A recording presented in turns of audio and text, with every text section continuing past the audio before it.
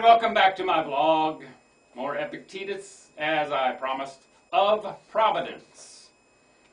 So it's interesting to hear about thoughts on providence from a non-Christian, speaking about Zeus.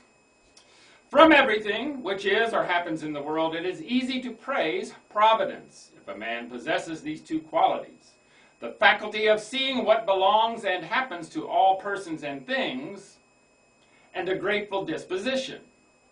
If he does not possess these two qualities, one man will not see the use of things which are and which happen. Another will not be thankful for them, even if he does know them. If God had made colors, but had not made the faculty of seeing them, what would have been their use? None at all.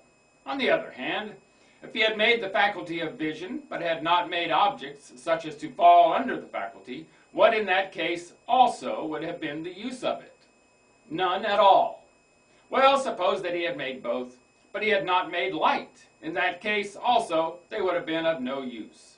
Who is it then who has fitted this to that, and that to this?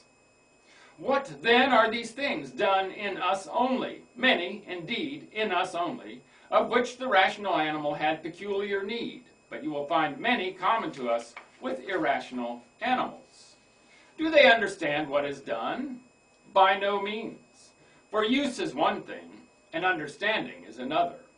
God had need of irrational animals to make use of appearances, but of us to understand the use of appearances.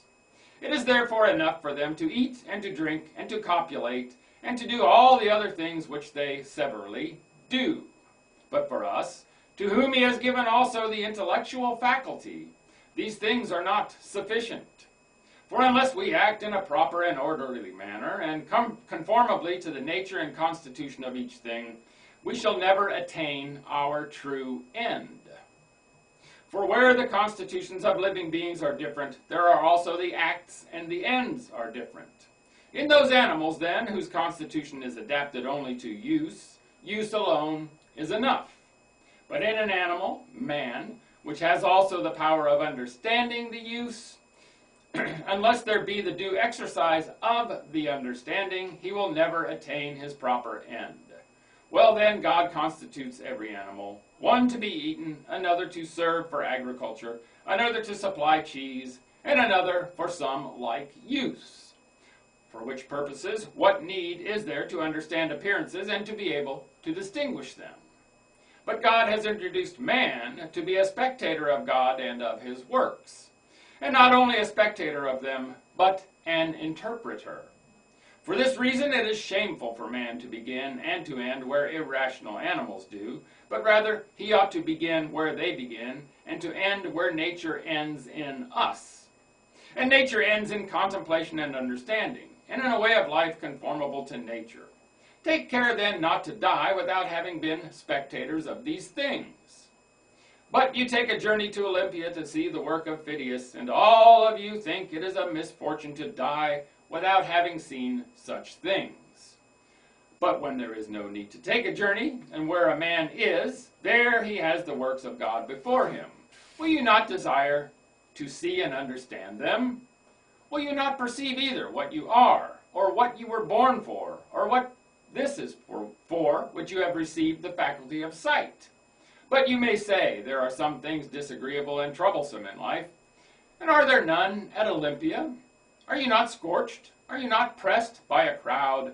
Are you not without comfortable means of bathing? Are you not wet when it rains? Have you not abundance of noise, clamor, and other disagreeable things?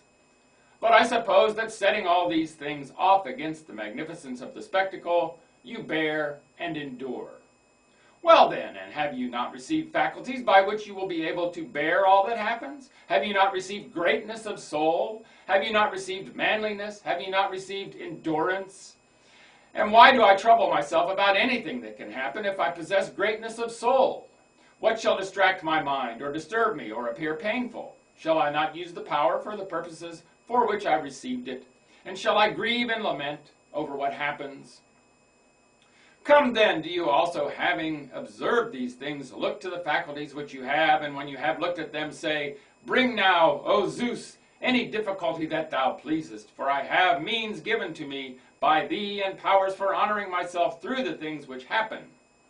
You do not so, but you sit still, trembling for fear that some things will happen, and weeping and lamenting and groaning for what does happen. And then you blame the gods. For what is the consequence of such meanness of spirit but impiety?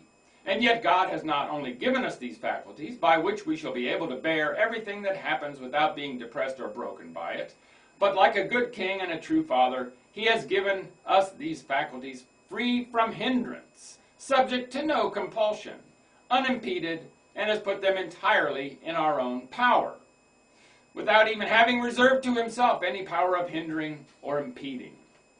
You who have received these powers free and as your own, use them not. You do not even see what you have received, and from whom. Some of you being blinded to the giver, and not even acknowledging your benefactor, and others, through meanness of spirit, betaking yourselves to fault-finding and making charges against God.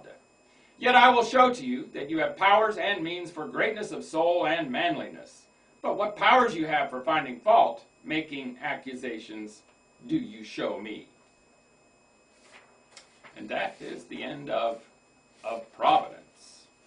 And I wanted to add a little something there when he said, well, I don't remember exactly what he said, but I wanted to add to it, we also have the power to create. Oh, to be a spectator and an interpreter. Not only do we have the power to be an interpreter, but I think we also have the power to be a co-creator. All right, so that's the end of that and my ramblings. Make it a great day, and bye for now.